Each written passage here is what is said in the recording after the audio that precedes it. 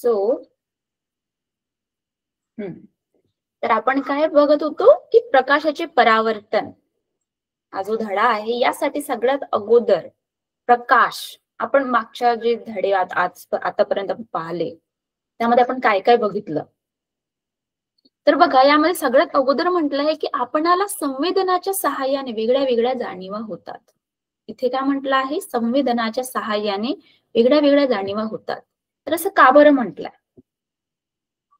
बघा आपण काय म्हणतो की जाणीवा जे जाणीव आहे आपण म्हणतो की जे आपले जीभ आहे आपल्याला कोणी स्पर्श करत आहे आपल्या तोंडामध्ये साखर आहे मीठ आहे नमक आहे या सगळ्या गोष्टींमुळे आपल्याला समजतं की कोणती जाणीव होत आहे बरोबर. आपण साखर खाल्ली तर गोड वाटते कोणी हात ठेवला आपल्याकडे तर आपल्याला वाटते की कोणीतरी हात मला विचारत आहे सांगत आहे यासारखं हे जे जाणीव आहे त्यासारखंच आपण जे प्रकाश पाहतो आपल्या डोळ्यांनी तर हे कसं जसं आपण या अगोदरच्या धड्यामध्ये बघितलं ध्वनी आवाज कसे येत आहे तर माध्यम आहे हवा पण आपल्या कानापर्यंत येत आहे आणि कानाच्या पडद्यानंतर मग आपल्या मेंदूपर्यंत जात आहे मग आपल्याला जाणीव होत आहे की आवाज आपल्या आजूबाजूला कुठेतरी होत आहे बरोबर. त्यासारखंच जे प्रकाश आहे ही जाणीव कशी होत आहे तर आपल्या डोळ्यामुळे दृष्टी तर ही जी जाणीव आहे आपल्या दृष्टीमुळे होत आहे पण प्रकाशाचे स्त्रोत आपण कशाला घेत आहोत सांगा उदाहरण आपल्याकडे काय काय आहे प्रकाश म्हणून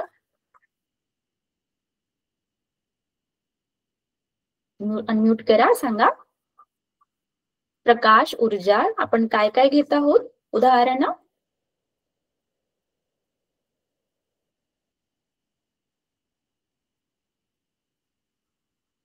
अनम्यूट करून सांगू शकता किंवा मला कमेंट मध्ये सांगा.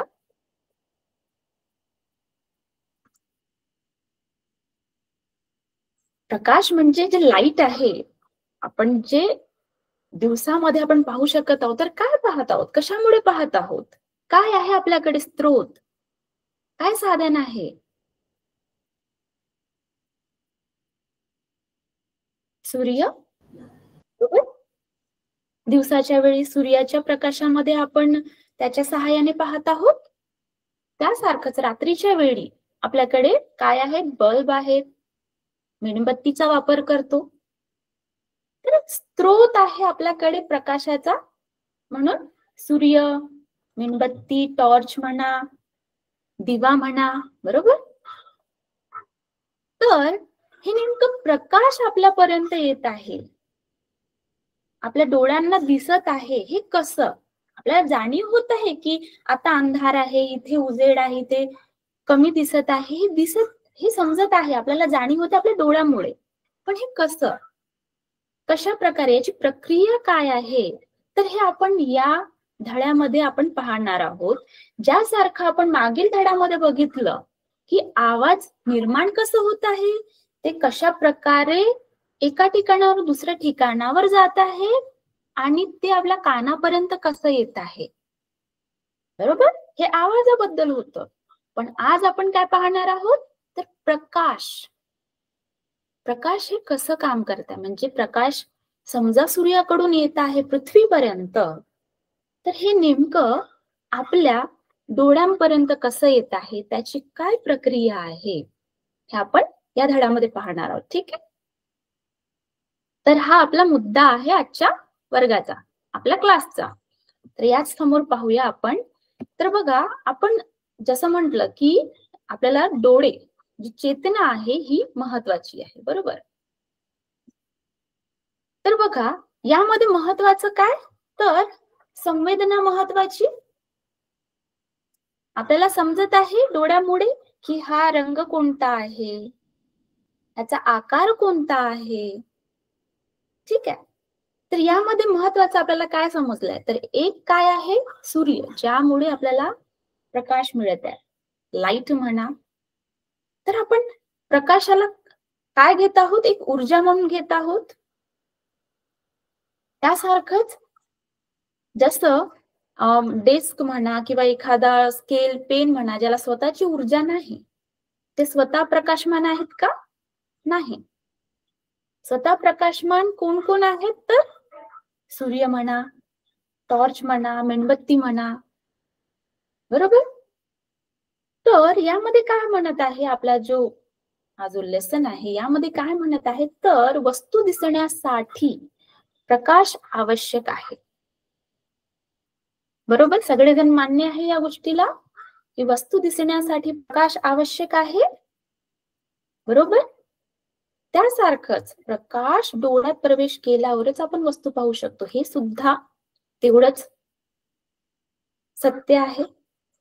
समजा आपण आंधळे आहोत, तर आपल्याला प्रकाश पडून सुद्धा आपल्याला दिसणार नाही, किंवा वस्तू तर आहे पण त्या वस्तूवर प्रकाश पडत नाही आहे. जसं अंधाराच्या वेळी एका रूम मध्ये अंधार आहे, तिथे प्रकाश नाही आहे, वस्तू तर आहेत पण प्रकाश नाही. रात्रीच्या वेळी आपल्याला त्या वस्तू दिसू शकत नाही. पण आपण एखादा टॉर्च घेतला तर छोटासा टॉर्च असतो, सगळं खूप मोठा सूर्यासारखा सगळीकडे प्रकाश करणार असं तर नाही, पण त्या टॉर्च मध्ये जेवढी रोशनी दिसत आहे त्यामधून आपण काही वस्तू पाहू शकतो.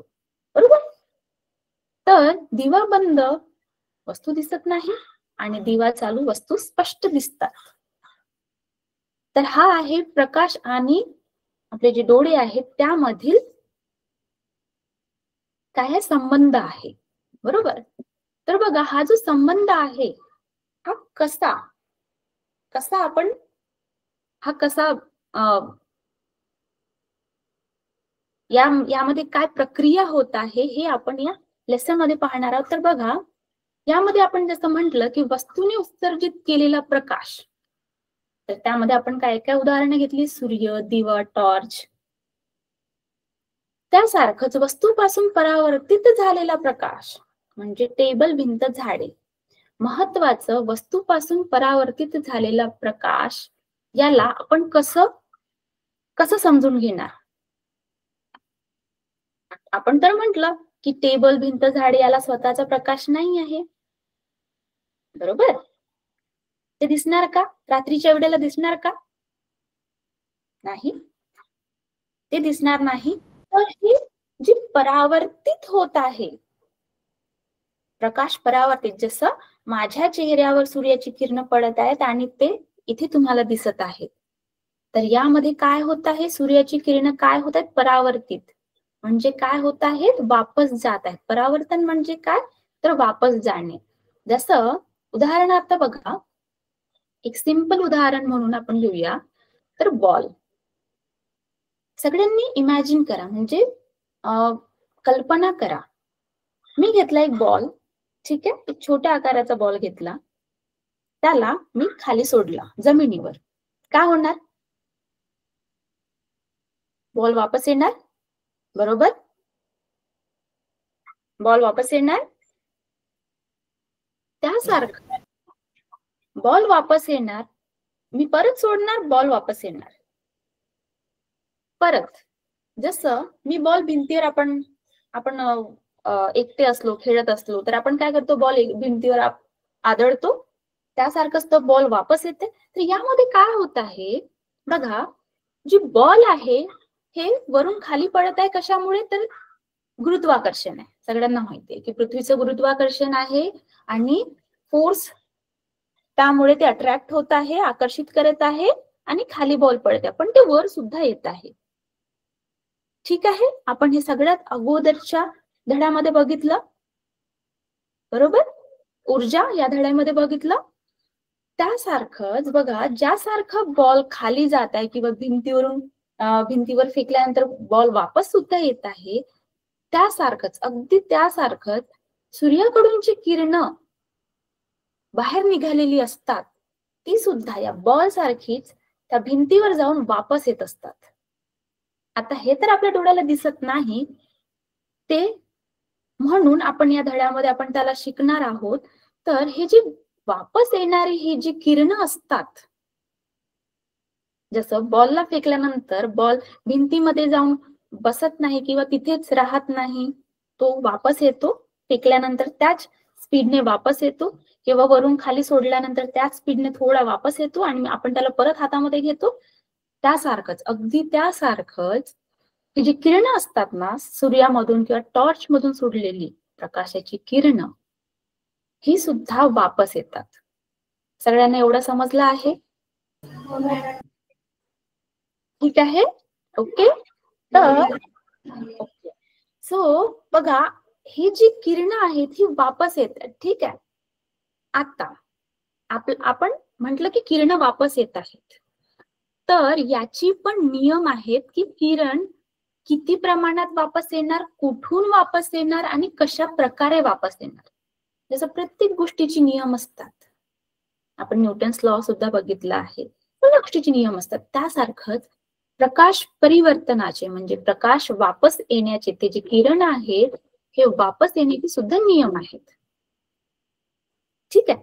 तर हे जे नियम आहेत हे आपण या धड्यामध्ये काही कृतीद्वारे म्हणजे काही टॉर्च आपण घेऊया आणि काही पान ते कागद किंवा जे माझ्याकडे आता सध्या तरी टॉर्च म्हणून सूर्य तर नाही आहे पण माझ्याकडे टॉर्च म्हणून मी मोबाईलचा टॉर्च आणला आहे. त्यानुसार आपण पाहूया की नेमकं हे कसं काम करत आहे. तर बघा, आपल्याला हे जे सांगितलं आहे हे जी किरणं आहेत बघा, हा जो किरण आहे ते बल्ब आणि भिंतीवर पडणारा किरण, तर यामध्ये महत्वाचं काय आहे. आपण जसं आवाज म्हटलं, आवाजसाठी काय आहे माध्यम, तर हवा आहे, बरोबर. समजा मी बोलत आहे आणि समोरच्याला आवाज जायचं असेल तर आपण माध्यम म्हणजे ते पोहोचण्यासाठी लागणारं माध्यम म्हणून आपण आवाजसाठी आपण हवा घेतली. त्यासारखंच इथे समजा मी टॉर्च मधून काही किरणं सोडत आहे तर यामध्ये माध्यम काय ठेवलं आहे, आपण काय माध्यम राहील, आपल्या आजूबाजूला असलेली हवा. त्यामुळे ज्या वस्तूंना स्वतःचा प्रकाश नाही अशा वस्तू, जसे आपण स्वतः सुद्धा आहोत, टेबल आहे, भिंत आहे, झाडे आहेत, तर हे काय करतात, हे रिफ्लेक्ट करतात, परावर्तित करतात. ही जी किरणं आहेत हे परावर्तित करतात आणि त्यासाठी आपण घेतलं आहे हवा हे माध्यम. ठीक आहे. तर बघा, आपल्याकडे आपल्या पुस्तकामध्ये एक कृती आहे, त्यामध्ये जे दिलेलं आहे तर ही जी कृती आहे सांगण्याचा प्रयत्न करत आहे की जी किरणं आहेत ही कशा प्रकारे जातात आणि हे त्या ठिकाणी आदळून, ज्यासारखं बॉल जसं आदळत आहे भिंतीवर किंवा जमिनीवर आदळून हे वापस येत आहेत. हे कशा प्रकारे वापस येत आहेत हे आपल्याला कृतीमधून सांगण्याचा प्रयत्न आहे. ठीक आहे. तर आपण या कृतीकडे जाऊया. फक्त महत्वाचं तुमच्या पुस्तकामध्ये लिहून ठेवा, अन्यथा तुमच्या डोक्यामध्ये ठेवा फिक्स, की आपण या ठिकाणी काय घेतलेलं आहे, तर साधन काय काय घेतले आहेत, आरसा घेतला आहे किंवा काचेचं सामान घेतलं आहे माध्यम. जसं मी माझा बॉल सोडत आहे भिंतीवर किंवा जमिनीवर, त्या ठिकाणी महत्वाचं आपण काय लक्षात ठेवत आहोत, तर ज्या ठिकाणी मी बॉल आदळत आहे खाली जमिनीवर तर ही जमीन आहे अगदी सपाट. ठीक आहे. आपण सपाट जमीन घेतली आहे. त्यासारखंच आता आपण जी किरणं आहेत हे घेत आहोत त्यासाठी आपण सपाट म्हणून काय घेतलं आहे, तर आरसा घेतला आहे. मला सांगा सगळेजण, आपण फक्त आरसाच का घेतला, कोणी सांगू शकेल. आपण परावर्तन हे हा धडा आपण शिकत आहोत तर आपण आरसाच का घेतला, काही कोणी सांगू शकेल.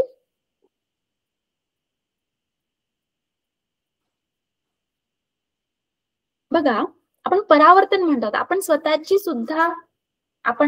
चेहरा आपण आरशामध्ये पाहत आहोत. बघा, जसं मी हा आरसा घेतला आहे, ठीक आहे, हा आरसा आहे, यामध्ये हा माझा चेहरा दिसत आहे. ठीक आहे, इथे तुम्हाला चेहरा दिसत आहे, हा माझा चेहरा तुम्हाला इथे दिसत आहे. तर हा जो परावर्तन आहे, आपण आरशामध्ये स्वतःला पाहू शकतो, हे शिकण्याकरिता म्हणून आपण एक काचेचा आपण माध्यम घेतला यासाठी. ठीक आहे, का बरं, तर बघा, आपण काच सुद्धा म्हणू शकतो पण आपण काच घेतलाय का, नाही, आपण आरसा घेतलाय. आरसाच का घेतला आहे? तर बघा, जे आरसा असतं ना, आरशाला दोन बाजू असतात. जसं आरसा कशामुळे बनला आहे? काचामुळे, बरोबर?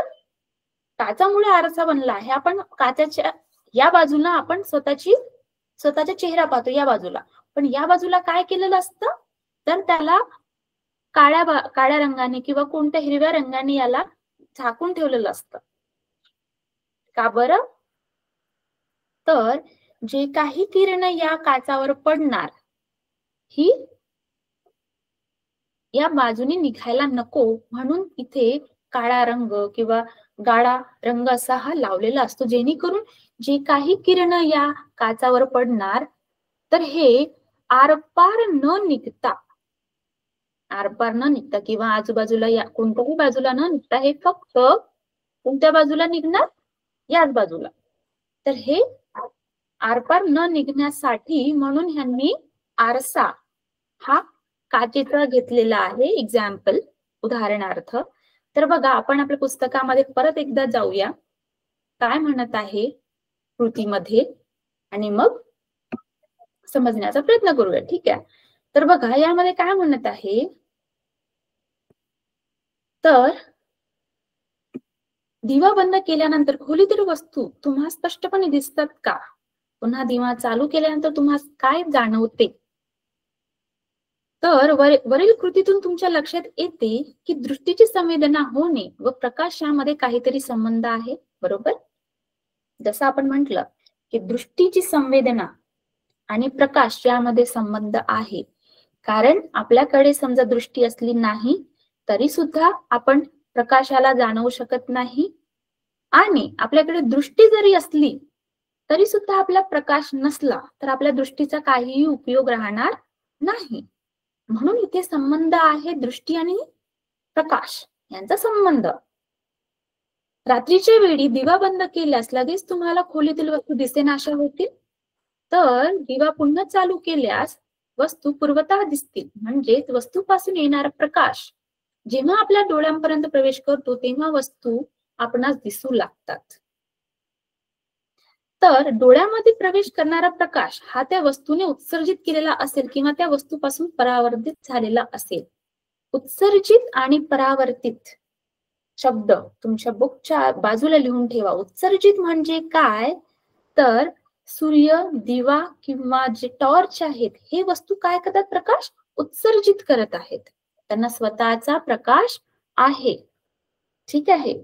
बुकला लिहून ठेवा तुमच्या बाजूला. उत्सर्जित आणि परावर्तित यामध्ये काय फरक आहे? तर उत्सर्जित म्हणजे ज्यांच्याकडे स्वतःचा प्रकाश आहे, ते स्वतः उत्सर्जित करत आहेत, स्वतः प्रकाश देत आहे.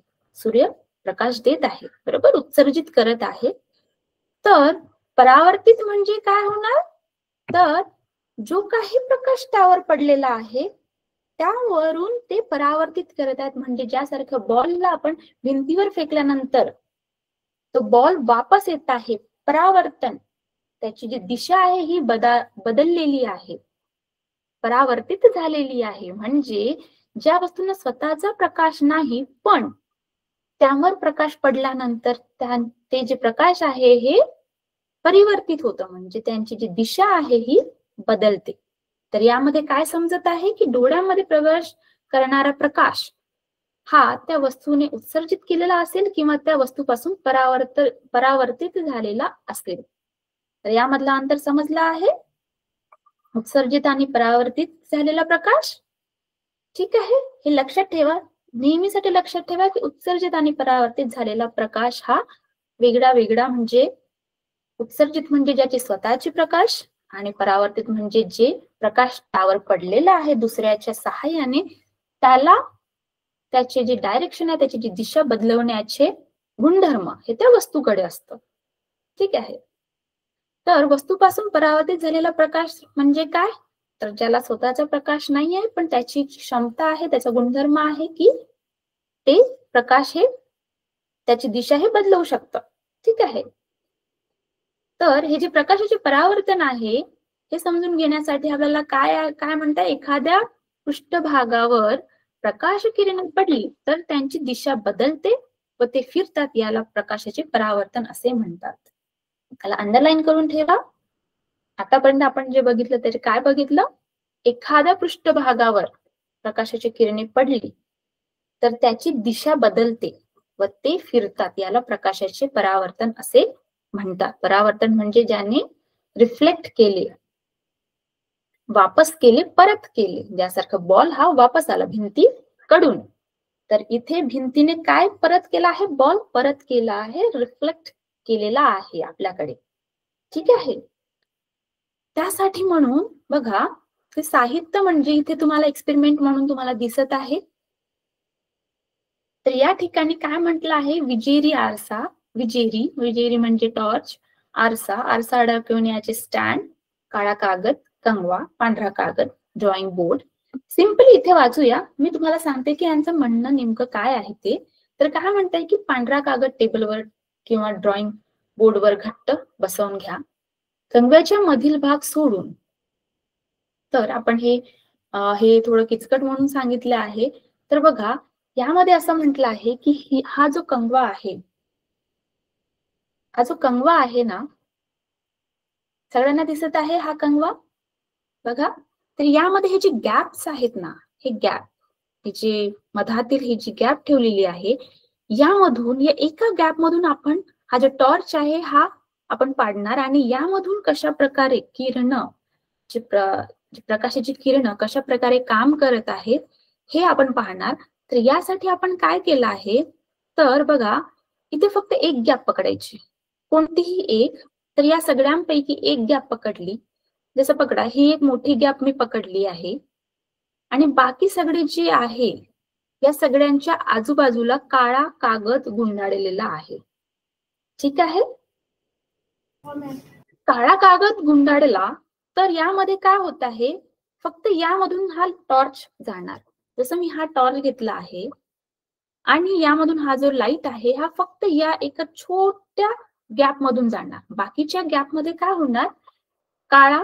तर त्यामधून हा जो टॉर्च आहे, त्याचा जो टॉर्च आहे किंवा जो लाईट आहे, प्रकाश आहे, हे जाणार नाही.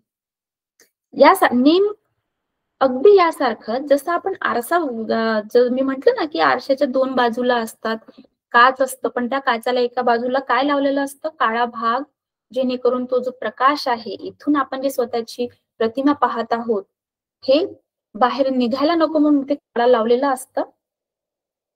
त्यासारखंच आपण इथे काळ्या कागदाचा वापर करत आहोत. ठीक आहे, अगदी हेच आपल्या या पुस्तकामध्ये सांगितलं आहे. तर परत एकदा पाहूया आपण काय म्हणत आहे ते.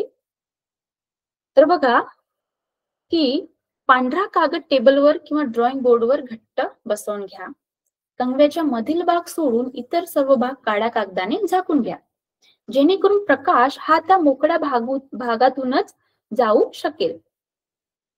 कंगवा पांढऱ्या कागदावर लंबरूप पकडून विजेरीच्या सहाय्याने कंगव्याच्या उघड्या भागावर प्रकाश टाका. विजेरी व कंगवा यांची योग्य मांडणी करून पांढऱ्या कागदावर प्रकाश किरणे मिळवा. या प्रकाश किरणाच्या मार्गामध्ये आकृती दाखवल्याप्रमाणे आरसा ठेवा, तुम्हाला काय आढळते. तर बघा इथे फक्त स्पष्ट सोप्या भाषेमध्ये काय सांगण्याचा प्रयत्न केला आहे, तर ते जे किरण पडत आहेत, ही जी किरण आहेत ही कशा प्रकारे पडत आहेत. तर बघा यामध्ये जी किरण आहेत, हे पांढरा भाग जो म्हटला आहे, पांढरा भाग म्हणजे आपण त्यावर आकृती काढत आहोत, जे आपण इथून जे टॉर्चने जी किरण पाडलेली आहे, तर ही किरणाचा काय परिणाम होत आहे यासाठी म्हणून आपण हा पांढरा भाग ग्राह्य धरला आहे. तर यामध्ये काय म्हटलं आहे, तर बघा टॉर्च व किरण आरशावर पडतात तर काय होत आहे, दिशा बदलून परत जातात. तर दिशा बदलून परत जात आहेत, तर कशा प्रकारे परत जात आहेत हे आपण पाहणार आहोत. तर बघा जसं या ठिकाणी हा समजा आरसा आहे आणि हा पूर्ण प्लेन आहे. ठीक आहे, प्लेन आहे, यावर खरदड असा कोणताही आरसा नाही आहे. तर या ठिकाणी समजा इथे किरण पडला आहे. ठीक आहे, लेट्स कन्सिडर फक्त तुम्ही कल्पना करा की समजा मी या बाजूने काय पाडत आहे, किरण पाडत आहे, टॉर्च पकडला आहे या बाजूने, तर हे अशा प्रकारे इथे जाणार, असे आडव्यामध्ये जाणार आणि हे आता जसं बॉल आपण फेकला त्यासारखं वापस येणार. तर आपण असं म्हटलं की हे परावर्तित होत आहे, तर हे वापस सुद्धा या बाजूने जाणार. तर हे जे टॉर्चने जे टाकलेले किरण आहेत हे कशा प्रकारे काम करत आहेत, तर बघा यामध्ये म्हटलं आहे आपाती किरण. आपाती किरण म्हणजे काय, तर जे आपण टॉर्च मुळे आपण पाडलेली किरण, तर याला आपण काय म्हणत आहोत, टॉर्च मुळे पडलेली किरण म्हणत आहोत, आपाती किरण. ठीक आहे. आणि जी आता ही कुठे पडणार आहेत, या आरशावर पडणार आहेत. अशा प्रकारे आरशावर पडलेली आहेत. आता हे परावर्तित होत आहेत, म्हणजे जसं बॉल कसं वापस जात आहे त्यासारखंच हे परावर्तित सुद्धा होत आहे. तर हे कशा प्रकारे परावर्तित होत आहेत, इथून या मार्गाने निघालेली आहेत परावर्तित किरणे. ठीक आहे. तर बघा यामध्ये नियम असंच म्हटलं आहे की जे काही किरण पडत आहेत या पृष्ठभागावर, आणि पृष्ठभाग म्हणून आपण काय घेतला आहे, हा असा आडवा PQ. ठीक आहे. हा PQ घेतला आहे. आपाती किरण म्हणजे जे आपण टॉर्चने सोडत आहोत या पृष्ठभागावर इथे. तर याला काय म्हटलं आहे, तर स्तंभिका म्हणजे काय, तर स्तंभिका म्हणजे जसं इथून आपण सोडल्यानंतर त्याला एक उभा मधामध्ये असलेला 90 डिग्रीचा अँगल, 90 डिग्रीचा एक कोन घेतला आहे, जेणेकरून आपण यांची जे मोजमाप आहे हे आपण करू शकतो. तर जसं बघा जे किरण मी इथे सोडले आहेत, ठीक आहे, मी दोन प्रकारे समजावून सांगण्याचा प्रयत्न करत आहे. ही जी मी किरण सोडली आहे, तर बघा मी किरण हे सोडले आहेत, हे माझ्या टॉर्च मधून निघालेली ही किरण आहेत. ठीक आहे. किरण या पृष्ठभागावर पडलेली आहे, तिथे एक पृष्ठभाग आहे, या पृष्ठभागावर किरण पडलेली आहेत आणि हे किरण अशा प्रकारे हे बाहेर निघत आहेत, परावर्तित होत आहेत. ज्यासारखं मी बॉल जमिनीवर टाकला आणि हा या भागाने निघाला. समजा मी पकडलं की हा वरून जमीन आहे आणि मी बॉल इथून सोडला आहे, तर हे या प्रकारे किरण निघाले आहे. ठीक आहे. तर यामध्ये आपण याला असं न पकडता आपण याला असं पकडूया, जेणेकरून आपल्याला समजेल. तर यामध्ये काय घेतलं आहे, या दोन्ही अँगलमध्ये सतत हा जो खाली पृष्ठभाग म्हणून घेतलाय ना, हा जो या प्रकारे इथे आहे, तर पृष्ठभागाला सतत काय असतं, 90 डिग्री अँगल असतं, 90चा कोन असतं. त्यानुसार समजा हा 30 डिग्रीने पडला असेल बॉल या जमिनीवर, या पृष्ठभागावर, तर हा 30 डिग्रीनेच वापस जाणार. समजा मी भिंतीवर 20 डिग्रीच्या कोनामध्ये त्या 90 डिग्रीच्या ज्या कोनाला भागून मी टाकलेला आहे, तर हे 20 डिग्रीनेच वापस येणार. अशा प्रकारचं हे यामध्ये असं प्रकाश परावर्तनाचा नियम आहे. ठीक आहे. तर हे आपल्याला या प्रयोगातून दिसून येतं. तर यामध्ये काय म्हटलं आहे की वरील कृतीत प्रकाश किरण आरशावर आदळल्यानंतर परावर्तित होतात व वेगळ्या दिशेने जातात. जे प्रकाश किरण कोणत्याही पृष्ठभागावर पडतात त्यांना आपण आपाती किरण इन्सिडेंट रे असं म्हटलं आहे. जसं टॉर्चने आपण हे जी किरण इथे टाकलेली आहेत आणि हे एका भागावर पडत आहेत, त्याला म्हणत आहेत आपाती किरण, इन्सिडेंट रे. ठीक आहे. आपाती किरण पृष्ठभागावर ज्या बिंदूवर पडतात त्याला काय म्हटलं आहे, आपातन बिंदू. तर हा जो आपातन बिंदू आहे बघा, हे या प्रकारे. तर आपातन बिंदू, समजा मी इथून टॉर्चने किरण पाडत आहे, तर याला आपातन बिंदू असं म्हणतात. आणि या आपातन बिंदूवरून जे किरण आहेत हे परत वापस जात आहेत वापस फिरत आहेत, तर परावर्तित किरण हे या बाजूने जात आहेत. तर यामध्ये काय म्हटलं आहे, तर बघा, हे जे आपतन बिंदू आहे, हे आपतन बिंदू आणि हे स्तंभिका, हे स्तंभिका नेहमी काय राहणार, 90 डिग्रीच्या कोन मध्येच राहणार स्तंभिका. ठीक आहे. मग यामध्ये आपण असं म्हटलं की यांचे जे आपतन कोन आहे आणि परावर्तन कोन हे नेहमी काय राहणार, इक्वल, समांतर राहणार. ठीक आहे. तर हे याचा काय आहे, नियम आहे. तर बघा यामध्ये काय म्हटलं आहे, ते पृष्ठभागावरून परत फिरणाऱ्या किरणास परावर्तित किरण, रिफ्लेक्टेड रे म्हणतात. परावर्तित किरणाची दिशा काही नियमानुसार ठरते. तर या नियमांना परावर्तनाचे नियम असं म्हणतात. तर त्यांची संज्ञा म्हणजे काय, तर बघा, तर तुम्ही समजा इमॅजिन केलं असेल, कल्पना केली असेल, तर बघा आरशाची स्थिती दर्शवणारी रेषा PQ, तर ही आहे PQ, ही आहे P आणि ही Q, ही रेषा आहे, आरसा आपण पकडला तर. आणि आपात किरण AO म्हणजे ज्यामधून मी टॉर्च मधून जे किरण पाडण्याचा प्रयत्न करते, कशावर, आरशावर, ते आहे AO. आणि परावर्तित किरण म्हणजे तेच किरण वापस फिरले कुठून, O पासून, तर कुठपर्यंत, B पर्यंत. आणि यांची तुम्ही जे चिन्ह आहे ते सुद्धा पाहू शकता. बघा, हे आतमध्ये आलेलं आहे आणि हे बाहेर गेलेलं आहे. हे आतमध्ये आलं किरण आणि हे किरण काय झाले, बाहेर गेले आहे, बरोबर. तर हे काय आहेत, हे आपतन कोन आणि परावर्तन कोन, I आणि R इथे डिनोट केला आहे. आरशाची स्थिती दर्शविणाऱ्या रेषेस 90 डिग्रीचा कोन करणारी रेषा ON, ही आहे ON, ही O इथे काढा. या रेषेस स्तंभिका असं म्हणतात. आरशाची रेषा ON ही PQ ला लांबवत असल्याने PON आणि QON हे काय आहे, 90 डिग्री. म्हणजे काय काय म्हटलं आहे, PON आणि QON हे जे आहे, हे 1, हे काय आहे, हे 90 डिग्रीचं आहे. कलर चेंज बघा, हे काय आहे, हे एक PON, बरोबर, हा एक. परत यामध्ये काय आहे, हे NOQ, हे काय, 90 डिग्रीचं आहे, बरोबर.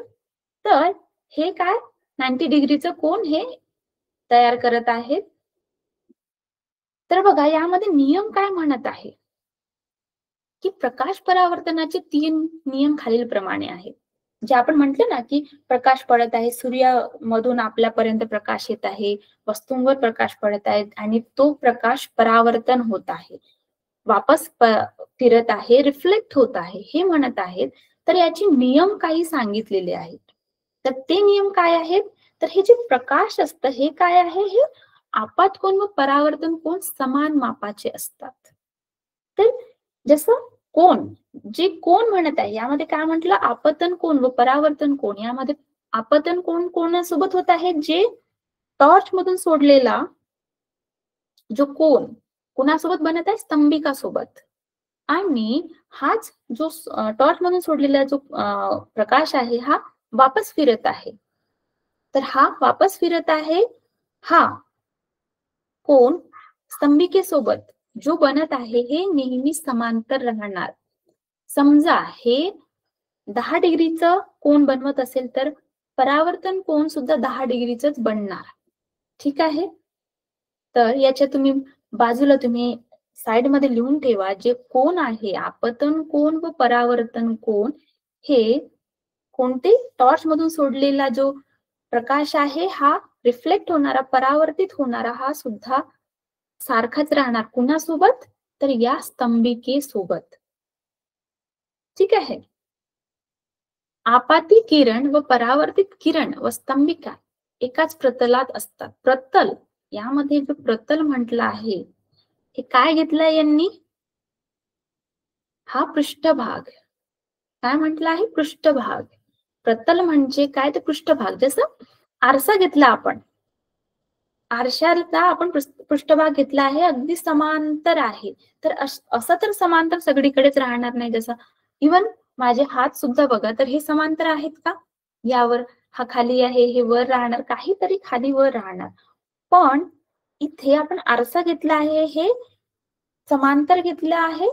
तर इथे जे प्रतल आहे, हे जे कोणताही असू द्या, म्हणजे खडदड असणारी जागा असू द्या किंवा समांतर असणारी, हा जो प्रतल आहे, आपात कोणचा आहे, परावर्तन कोणचा जो जागा आहे, आणि ही जी ओ असणारी स्तंभिका, ही जी रेषा आहे, ही जी काय राहणार, ही एकच राहणार. समजा ही जी जागा थोडी खाली गेली तर इथे वेगळं प्रतल निर्माण होणार, इथे ही वेगळी जागा निर्माण होणार. का बरं? तर इथे आपाती किरण वेगळ्या पद्धतीने पडणार, इथून परावर्तन वेगळ्या पद्धतीने होणार, आणि इथे स्तंभिकाचा जो अँगल राहणार 90 डिग्री, हे सुद्धा वेगळ्या प्रकारे राहणार. बरोबर? म्हणून काय म्हटलं आहे, तर आपाती किरण व परावर्तित किरण व स्तंभिका एकाच प्रतलात असतात. प्रतल म्हणजे पृष्ठभाग, म्हणजे त्यांची जी जागा आहे ही एकाच ठिकाणी, एका प्लेन सरफेसवर, साध्या सोप्या भाषेत प्लेन सरफेसवर राहणार. ठीक आहे, सरफेस म्हणजे एकाच सरफेसवर राहणार. आपाती किरण व परावर्तित किरण स्तंभिकेच्या विरुद्ध बाजूस असतात. अगदी बरोबर आहे. एकाच, जसं आपण परावर्तन म्हटलं तर ते एकाच अँगलने बाजू निघणार नाही. समजा आपण स्तंभिका घेतली आहे, तर आपाती किरण या बाजूने निघाले तर परावर्तन सुद्धा एकाच बाजूने होणार नाही, तर हे काय होणार, स्तंभिकेच्या दुसऱ्या बाजूने होणार. ठीक आहे, तर हे आहेत परावर्तनाचे नियम. ठीक आहे, तर काय काय परावर्तनाचे नियम आहेत? तर आपात कोन व परावर्तन कोन नेहमी समान राहणार. इथे समजा IR घेतलं आहे, आपण याला दुसरंही नाव दिलं तरी सुद्धा, समजा पहिला कोन 80 डिग्रीचा बनत असेल तर दुसरं सुद्धा 80 डिग्रीचा बनणार. ठीक आहे, सॉरी 80 डिग्री नाही, 40 डिग्री, 35 डिग्री, 20 डिग्रीचा बनणार दुसरा सुद्धा. ठीक आहे, आपाती किरण व परावर्तित किरण व स्तंभिका एकाच प्रतलात असतात, तर यांचा जो सरफेस आहे हा एकच राहणार, यामध्ये बदल असायला नको. आपाती किरण व परावर्तित किरण स्तंभिकेच्या विरुद्ध बाजूस असतात, म्हणजे जे स्तंभिका आहे ही 90 डिग्रीचा हा जो कोन आहे, हे च्या आजूबाजूला, याच्या दोन्ही बाजूला असणार. ठीक आहे, तर यामध्ये काय म्हटलं आहे, तर किरण AO हे काय आहे, आपाती किरण आहेत. बिंदू, तर यामध्ये त्यांनी काय नेमकं स्पेसिफिक नाव असे दिले आहे, तर काय म्हटलं आहे, बिंदू O म्हणजे काय, आपात बिंदू. किरण OB म्हणजे परावर्तित रिफ्लेक्ट झालेले किरण, आणि ON म्हणजे स्तंभिका. आणि स्तंभिका नेहमी लक्षात ठेवायचं, स्तंभिका म्हणजे त्याला भागणारा, म्हणजे 90 डिग्रीचा जो अँगल आहे हा इथे हा क्रिएट होणार. आपाती किरण व स्तंभिकेमधील कोन AON आणि परावर्तन कोन. आपातन कोन, परावर्तित किरणे स्तंभिकेमधील कोन BON हे नेहमी काय राहणार, इक्वल राहणार. ठीक आहे, एवढं तुम्हाला काही प्रश्न आहे यामध्ये?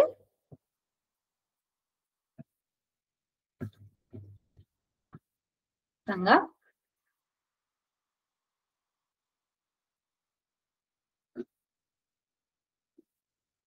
तर अशा प्रकारे ते सोप्या भाषेमध्ये असं तुम्ही लक्षात ठेवू शकता. तर आपाती किरण, आपात बिंदू इथे निर्माण होणारा, परावर्तित किरण इकडे, आणि स्तंभिका म्हणून ON, आपातन कोन I म्हणून डिनोट केला आहे, आणि परावर्तन कोन. ठीक आहे, तर बघा यासाठी म्हणून एक हा जो नियम आहे, यासाठी म्हणून एक एक्झाम्पल आहे आपल्या पुस्तकामध्ये, तर पाहूया आपण तो एक्झाम्पल. समजा, कारण हे जे परावर्तनाचे जे नियम आहेत ते आपल्याला लक्षात ठेवण्यासाठी महत्वाचं आहे ते, की नेमकं हे कसं काम करत आहे. जसं आपण म्हटलं, की आपतन कोन आणि परावर्तन कोन हे नेहमी इक्वल राहणार, सारखे राहणार.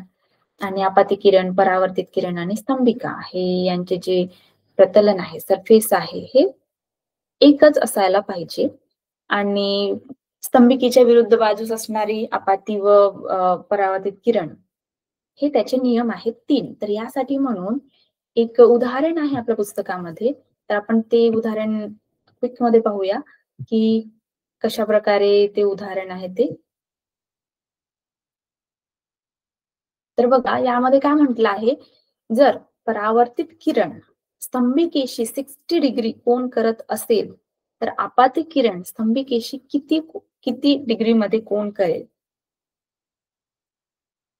तर आताच आपण जे बघितलं, की आपला पहिला नियम काय आहे, की आपतन कोन व परावर्तन कोन हे काय आहे, इक्वल, सारख्यामध्ये राहणार. बरोबर. म्हणजे जो कोन निर्माण होणार हा सारखा राहणार. म्हटलं की 30 डिग्री, 45 डिग्री जे काही राहणार, तर हे सारखं राहणार. म्हणून इथे आपण हा जो उदाहरण घेतला आहे, किती डिग्रीमध्ये कोन करेल, तर परावर्तनाच्या नियमाप्रमाणे काय, आपतन कोन व परावर्तन कोन हे इक्वल राहणार.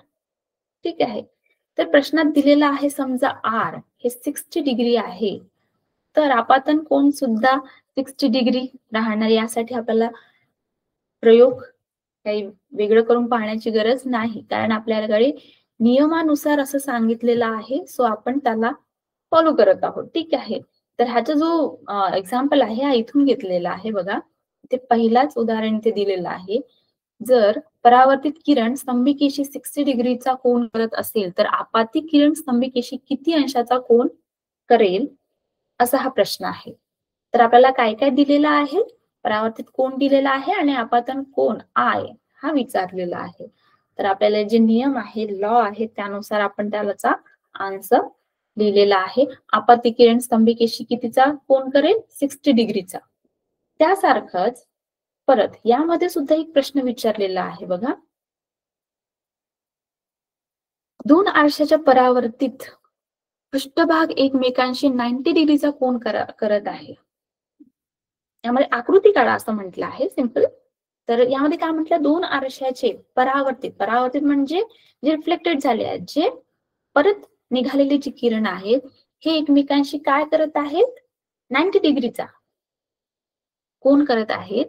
एका आरशावर आपाती किरण 30 डिग्रीचा देत आहे. आपात कोन करत असेल तर त्याचा दुसऱ्या आरशावरून परावर्तित होणारा किरण काढा, असा हा प्रश्न आहे. तर यामध्ये किती आरसे घेतले आहेत, 2. बरोबर. तर यांच्यामध्ये जे परावर्तन आहे, हे आपल्याला काढायचं आहे. तर बघा, यामध्ये यांनी काय म्हटलं आहे, आपाती किरण विचारलेलं आहे. बरोबर. तर हे जे आपाती किरण सुरुवात आपल्याला दिलेली आहे, तर हे तुम्हाला प्रश्न आहे. तसं तर पुढच्या क्लासमध्ये आपण हे या नक्की सोडवू, पण समजा तुम्हाला काही आयडिया असेल तर तुम्ही सॉल्व्ह करण्याचा प्रयत्न करा, आणि नाहीच समजलं तर पुढच्या क्लासमध्ये आपण नक्की सोडवू. ठीक आहे. तर हे होतं आपलं पहिला लेसन, पहिला भाग, ज्यामध्ये रिफ्लेक्शन, परावर्तनाबद्दल आपण पाहत होतो. तर समजा यामध्ये काही तुम्हाला अडचण असल्यास तुम्ही मला नक्की विचारा. तर पुढच्या क्लासमध्ये आपण भेटूया. ठीक आहे. चला, ठीक आहे. बाय.